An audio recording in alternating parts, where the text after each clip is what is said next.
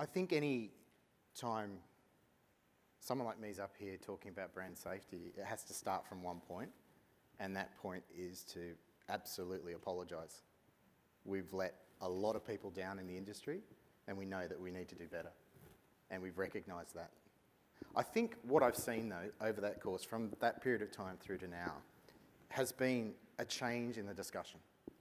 You know, absolutely at the time, there were a lot of, quite rightly, heated debates. You know, I was involved in a lot of very pointy discussions where the statement was, I need you to guarantee me 100% brand safety. What are you going to do about it? Towards a position now where there's a recognition that there is not a media platform out there that can guarantee 100% brand safety. I agree with Jason in that no one can guarantee it. I mean, only coming here, I was, behind a bus that had a wonderful ad on it that had graffiti on it, so I don't particularly think that advertiser would have thought that was fabulous. But I think in our world, the way I see it is platforms like Google really, majority of their content is user-generated content. It's UGC. Whereas News Corp, vast majority of our content is what we call PGC, professionally generated content. We spend a lot of time investing in journalists and in content creators, whether it's home economists or cooks or chefs, etc. And so the very nature of the content we're producing is safe by nature because it's, professionally generated. Digital frequently gets a bad rap. And I think that is partly our own fault because we like to be smart and use jargon and think we're really clever, and actually we just confuse the hell out of everyone. All we ever talk about is how big we are and how great we are. Well, actually, that's not all media and advertising dollars. So much of that money is coming from very different parts of the commerce value chain, if you like. Actually, what we have to focus on is what value we deliver those clients or those advertisers who are actually trying to attract consumers.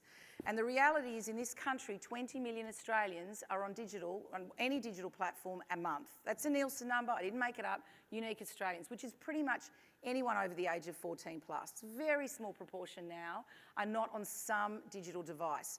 So if you're a marketer, you don't actually have a choice. Whether you really like another medium or not, you have to be where your consumers are. And our job is to make that as easy, seamless, as safe as possible. And I think that's all we can hope to do. I think we've done an incredibly bad job as an industry, and I collectively pull us all together in this, improving the value of marketing and media to CEOs and boards, to prove that, and that's across all channels. How do I know that? Because the growth in overall spend is incredibly anemic. If we got it right, we'd be empowering CMOs to go to the CEOs and the CFO and be saying, give me more money because for every dollar you give me, I know that I can deliver you X or Y. And so you can focus on these stats and you can focus on these numbers, but I'd go to what John Muskelly was saying earlier today is sometimes you need to sacrifice a couple points of accuracy to actually make progress on these things. And at the end of the day, every single person in this room knows that media consumption is moving to digital platforms. Absolutely moving to digital platforms. It's a trend that shows no sign of abating, and standing up and trying to fight that or trying to prove somehow that that's not happening is counterproductive and relies on very specific numbers like this that are taken out of context or don't tell the whole picture. I'm sick of the context in which it's used.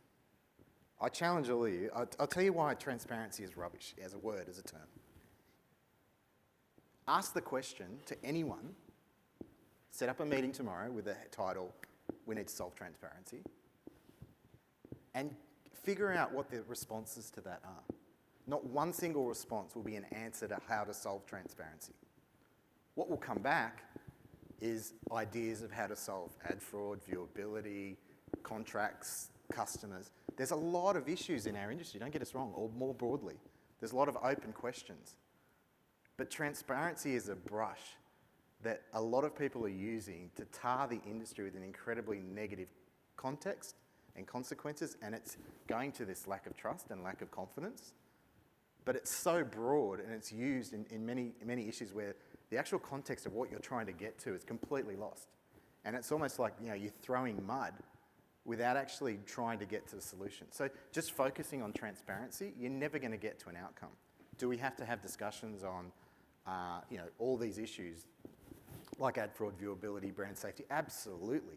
But let's stop throwing the word transparency out there. Let's get together. I think Henry used this term in an article on Ad News earlier in the week. Leave the egos at the door and try to solve these things. We're going to have different views, don't get me wrong. We've got different commercial intents. But unless we actually start getting to the granular nature of where the issues are and solve those, there'll be no progress. Yeah, I also think transparency is very conveniently used as a viewability and digital issue by those associations who should actually be addressing the real transparency issue, which is that of agencies, and exactly how much during the actual chain is actually being, how much are we actually being transparent about what the client's paying versus what the publisher's getting. And that's where there's a lot of clouded judgment. And I think it's really easy to go, well, don't look at that, look at that, look at that, look at that. My kids do it all the time. But Mum, look at what he did, It's exactly what we're at like as an industry. Instead of, actually working out what are all the issues, and there's plenty of them. It's very easy also on the agency side to say, hey, the problem's there because it's, it's hidden and there's contractual terms. But, that also then, it's exactly what I was saying before, hides the fact that there's a fundamental question of fair payment for fair value. And, what is the role of marketing teams and purchasing in creating that problem themselves, and how do they work through that? Now, then transparency works through contractual terms and what's available and all those sort of elements. But, transparency even gets down to the consumer. You think about all the value chain from consumer to media to agency to advertiser. Even at the consumer perspective, there's a transparency question. If we changed our definition and said we're not a tech company, we're a media company, would all the problems with journalism and media be solved tomorrow? Does anyone think that's the case? So the definition of whether we're a media company or a tech company is not going to solve things and fix things. Absolutely not. But should the level of sort of responsibility for content creation or funding things going back into the market be Absolutely, a bit more? And we do that every single day as a technology company. So what's hidden behind that statement and the statement of digital duopoly is a fundamental misunderstanding or a lack of understanding of what our business is. So you really have to get to two things. Firstly, you need to just recognise that a lot of this is driven by every single person in this room. You're fundamentally changing your consumer behaviour of how you consume media. That is causing disruption, and it's causing disruption at a pace which is unprecedented and causing real issues for organisations that have been around for a significant period of time. The second thing is, are we responsible for that disruption? I wouldn't say responsible, but we're involved in it because the products and services we deliver are being taken up by consumers who have choice and are being used. But if you look at the revenue that we generate, it's important to realise what's there. You're not comparing apples with apples when you're doing these comparisons of the 85% or 90%, or I've seen numbers, 140% of growth comes from Google and Facebook. But search is the largest proportion of our revenue. And search is probably the ultimate performance product. You have full control over your ROI on that platform. There are no lock-ins. You choose how much you pay, when you pay. If you're not getting a return, you turn off straight away. And so the reason why search is growing is because the product works. Advertisers are selling widgets, selling services, lifting their brand awareness through that product, and it's working. If it wasn't working, they wouldn't be investing. Search also is a very unique product that it's not just purely a media platform. A substantial proportion of the advertisers on search do not currently spend and have never spent media on any other channel. They use search as a sales channel. It's a cost of sales.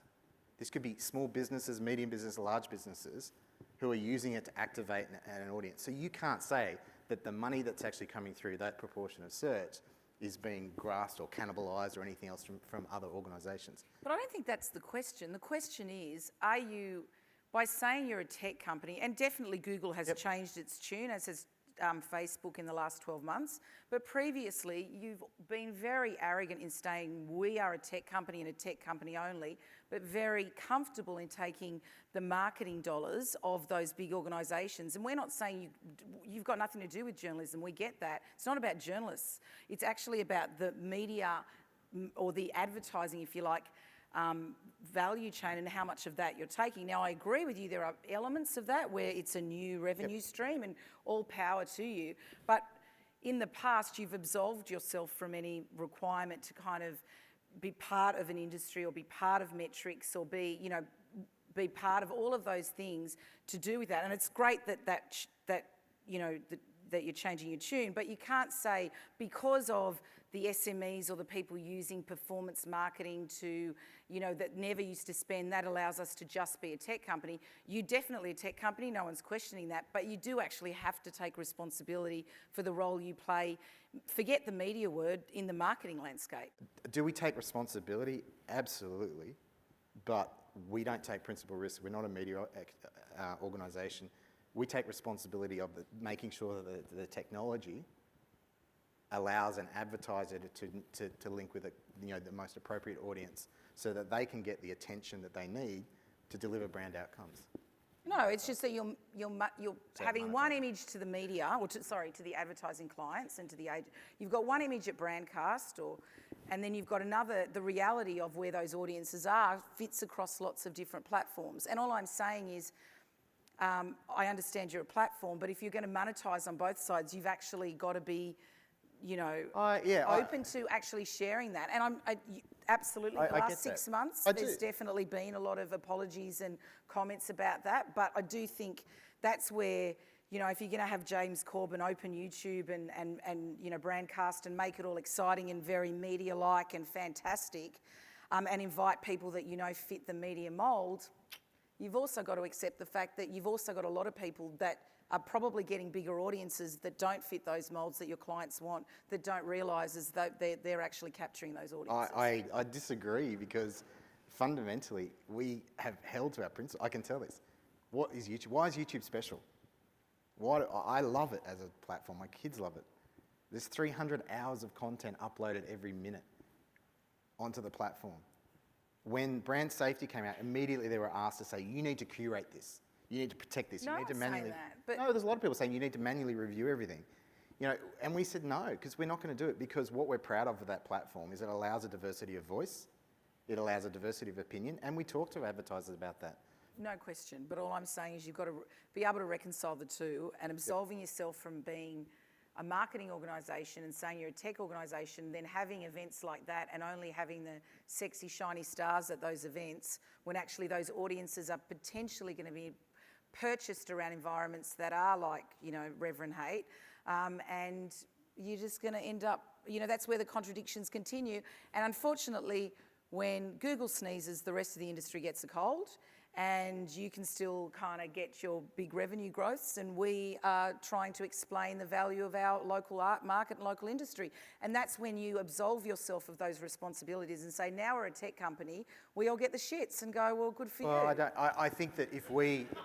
I think that if we were building our business on not providing transparency for an advertiser advertising against reverend hate, very, very quickly we'd be out of business. Like, we need to do that. I think the brand safety has shown that we didn't do a good enough job and we need to do it better. But we need to provide brands, and we do provide brands, with the controls and the safety and the choice of the environments which they want to put their brands against, but it's also acknowledging that an audience or a customer, they have their own choice of what type of content they want to actually consume, and the definitions of what's traditional, premium, all these sort of elements are getting incredibly worn down. It's difficult to see the edges of these areas, and that absolutely is that. Do we take responsibility for making sure that there is full transparency on where the ads appeared, that there is controls over that? Absolutely. But we're not going to ever sort of move into a situation where we'll turn YouTube into TV. YouTube absolutely is not TV. It never will be.